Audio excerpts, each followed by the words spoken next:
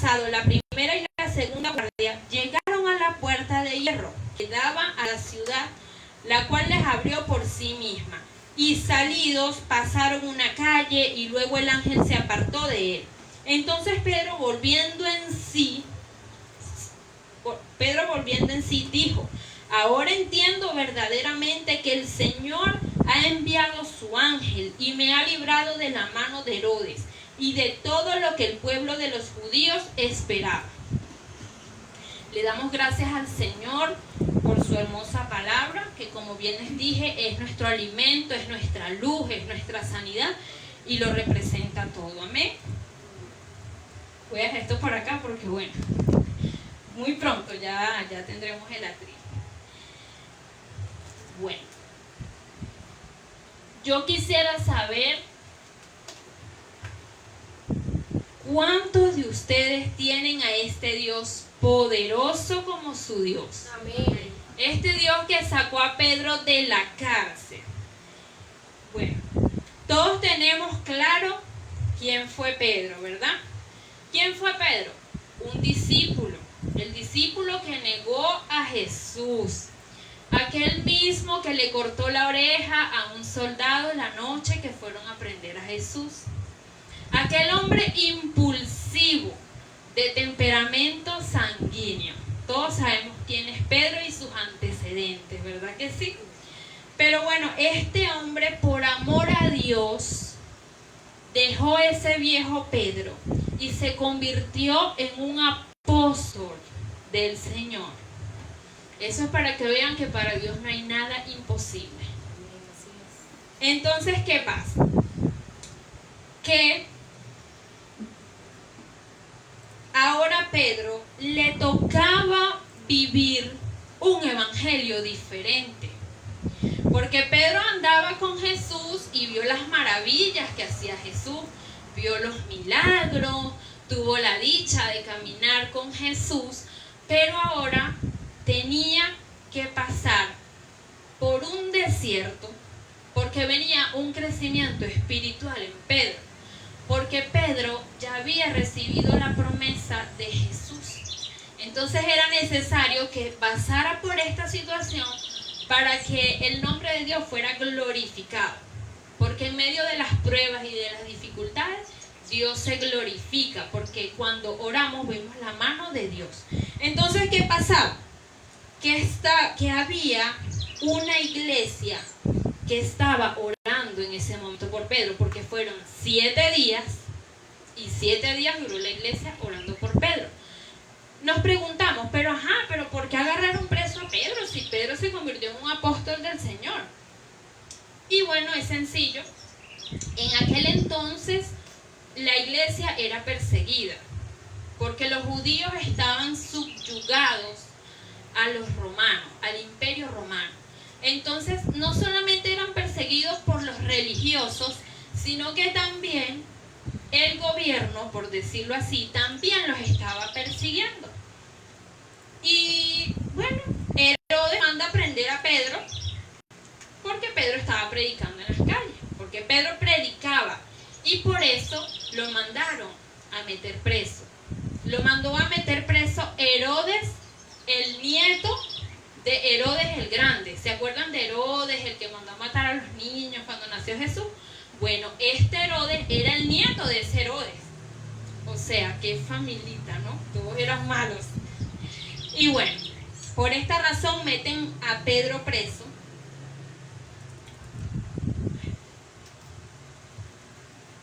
Por esta razón meten a Pedro preso. Pero me llama la atención algo. Y es que Pedro tenía 4 grupos de soldados. O sea, en total eran 16 soldados romanos los que estaban guardando a Pedro. Pero yo me hago la pregunta, ¿pero por qué? Si Pedro era preso por predicar la palabra del Señor. O sea, no estaba preso por violación, no estaba preso porque robó o porque mató. No, estaba preso por predicar la palabra de Dios. Y eso era motivo de tener 16 soldados escoltando a Pedro. Aquí nos damos cuenta de que el enemigo utilizó lo que estaba al alcance para impedir ese propósito que tenía Pedro. ¿Y el enemigo qué pensó? Que porque le iba a poner 16 custodios, el propósito no se iba a realizar. O sea, ¿qué pensó él? Aquí nos damos cuenta que el enemigo ataca a las personas que tienen propósito. Esas personas que tienen propósito son las personas que el enemigo le tiene la mirada puesta, porque él no quiere que el propósito sea realizado en su vida. Pero el propósito se realiza sí porque sí. Porque, como les digo, él dijo, nada, tiene 16 soldados custodiándolo y nada, ya de aquí viene su muerte. Pedro va a morir, pero se equivocó. Porque ese señor, ese tipo, hay que recordarle de vez en cuando que ya él está vencido en el nombre de Jesús. Porque Cristo ya lo venció a él en la cruz del Calvario. Y él tiene que entender que él está vencido. Por más ataques que recibamos, por más que él quiere impedir, ya Jesús nos ha dado una promesa. Por otro lado, había una iglesia que estaba orando por Pedro. Y déjenme decirles que la oración es un arma poderosa que Dios nos ha dado. Porque a través de la oración vencemos cualquier obstáculo, vencemos todas las batallas. Amén. Nosotros los cristianos no vamos a ir a la batalla con una armadura.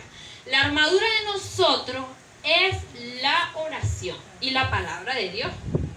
Entonces, estaba esa iglesia orando por Pedro, fervientemente, todos unidos, porque es que Dios ve eso, Dios ve la unidad, Dios ve que todos se ponen juntos en un mismo sentir y entonces el cielo ahí empieza a moverse a favor de la congregación, a favor de la persona. Entonces vemos que Pedro está preso, pero la iglesia, ¿qué estaba haciendo la iglesia? Orando. Porque son una iglesia de guerra. Hermano, a mí se me olvidó decirles el título de la enseñanza de hoy, que es una iglesia de guerra. Hoy vamos a hablar de una iglesia de guerra, pero como estoy un poquito nerviosa porque esto es nuevo para mí, a mí se me olvidó decirles el nombre, iglesia de guerra. Entonces vemos que Pedro estaba preso, pero la iglesia, ¿qué estaba haciendo? Orando. Porque vienen los problemas, hay problemas, pero la iglesia tiene que orar. Así es. Vienen las dificultades, se van de la iglesia tiene que seguir orando, porque somos hijos de Dios y vamos a vencer, como les dije, es a través de la oración. Amén. Entonces, me voy al versículo 7. Me voy al versículo 7, un momentico. Gloria a Dios. Nos vamos al versículo 7 que dice: y he aquí que se presentó un ángel del Señor y una luz resplandeció en la cárcel, y tocando a Pedro en el costado le despertó diciendo: levántate pronto, y las cadenas se le cayeron de las manos. Gracias, mi amor. Entonces, ¿qué es lo que me llama la atención? Que el ángel le tuvo que decir a Pedro, el ángel le dijo a Pedro: levántate pronto. ¿Ah? O sea que este varón de Dios estaba durmiendo. ¿Qué te parece? El varón de Dios a horas de su sentencia de muerte, pero él estaba durmiendo. Yo creo que él se agarró del versículo que dice del Salmo 4:8, que dice: en paz me acostaré y asimismo dormiré, porque solo tú, Jehová, me haces vivir confiado.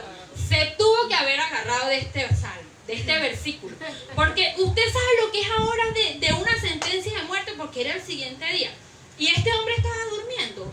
Aquí Pedro nos enseña la fe, la certeza, la convicción y la seguridad que él tenía en el Padre.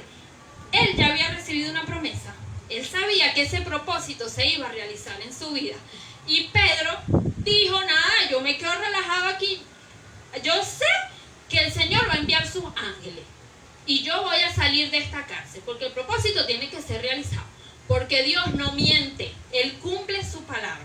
Entonces, claro, con esto no quiero decir que nos vamos a relajar porque tenemos un propósito. Ay, no, porque a mí Dios me llamó a ser profeta y yo voy a esperar a que Dios haga. No, usted tiene que orar, porque si usted no ora, no va a pasar nada, ¿yo? Usted podrá tener el llamado que tenga, pero si usted no ora, usted está fregado. Entonces, ¿qué pasa? Que Pedro ciertamente vemos que confió, porque si estaba durmiendo, bueno, Dios fue, envió sus ángeles y Dios lo libró, ¿verdad? Entonces, Pedro pudo dar su testimonio, porque en el versículo 17 dice así: pero él, haciéndole con las manos señal de que callasen, les contó cómo el Señor le había sacado de la cárcel y dijo: haced saber esto a Jacobo y los hermanos. Y salió y se fue a otro lugar. ¿Qué hizo Pedro? Fue a contar su testimonio de cómo Dios lo había librado de la cárcel. Ahora la pregunta es: ¿usted tiene un testimonio que contar? Dígame si usted tiene un testimonio que contar. Muchos de nosotros a veces no tenemos algo que contar. ¿Pero por qué? Porque queremos hacer las cosas como a nosotros nos parece, sin la dirección de Dios, y entonces no vamos a tener nada que contar. Porque si usted no busca la dirección de Dios, usted no va a tener nada que contar. Es así de sencillo. Entonces, ¿qué pasa? En Marcos 5:19. Hernán, Marcos 5:19. ¿Quién me lee Marcos 5:19, por favor? Necesito que alguien lo lea. Amén. Pero Jesús no le permitió, sino le dijo: vete a tu casa, a los tuyos, y cuéntales cuán grandes cosas el Señor ha hecho contigo y cómo ha tenido misericordia de ti. ¿Se da cuenta, hermano? Jesús le dijo que fuera a contar las maravillas que había hecho, que fuera a contar a su casa, porque hay que permitirle, le digo una vez más, hay que permitirle que Dios haga para nosotros poder dar testimonio de lo que Jesús está haciendo. Pero bueno, hay que dejar que Jesucristo haga en nuestras vidas como conforme a su voluntad. Entonces, bueno, lo que yo veo aquí es que Cristo tenía un propósito, ¿verdad? Como dice la palabra de Dios con Pedro, y por eso le libró. ¿Quién me lee Mateo 16:18? Mateo 16:18 dice: y yo también te digo que tú eres Pedro, y sobre esta roca edificaré mi iglesia, y las puertas del Hades no prevalecerán contra ella. Por esta razón, Dios libró a Pedro de la cárcel, porque estaba ese maravilloso propósito que tenía que ser realizado en la vida de Pedro. Entonces, Jesús le dice: Pedro, tú vas a hacer cosas grandes por la iglesia. Tú vas a ser el portavoz, tú vas a ser el mensajero. Yo soy la roca, pero tú vas a ser el mensajero. Entonces, ahí es donde podemos ver la mano de Dios. Ahí es donde podemos ver cómo Dios cuidó a Pedro y lo libró para que este maravilloso propósito pudiera ser realizado. Porque Pedro, con la sombra de Pedro, dice la palabra de Dios que se sanaban los enfermos. Entonces, ¿cuál fue la clave de todo esto también? Que había una iglesia que estaba en guerra. Había una iglesia que estaba orando fervientemente por Pedro. Y Dios escuchó esta iglesia y les dio respuesta. Por eso una vez más le digo, tenemos que ponernos de acuerdo para que todo pueda fluir. Porque si no estamos de acuerdo, no va a fluir nada. Tenemos que tener un solo sentir. Tenemos que tener una unidad como hermanos para que todo pueda caminar, para que todo pueda andar como Dios quiere y conforme a su voluntad. Porque Dios es el que tiene el control de todo. De todo. Entonces, como les había comentado anteriormente, ¿verdad? Nosotros tenemos una armadura poderosa. Nosotros, los cristianos, como ya también les dije, nosotros no vamos a pelear guerra con armadura. La armadura de nosotros es la palabra, es la oración. Cuando nosotros oramos vamos a vencer. Entonces, no importa por lo que estemos pasando o por lo que vayamos a pasar, porque vendrán ataques, nos dirán cosas que no queremos oír, se irán de la iglesia, vendrán días terribles, pero nosotros tenemos que tener nuestra confianza en Dios. A través de la oración, llegar al Señor a su hermosa presencia, presentándole todo, nuestros ministerios, nuestra congregación, nuestra familia, todo.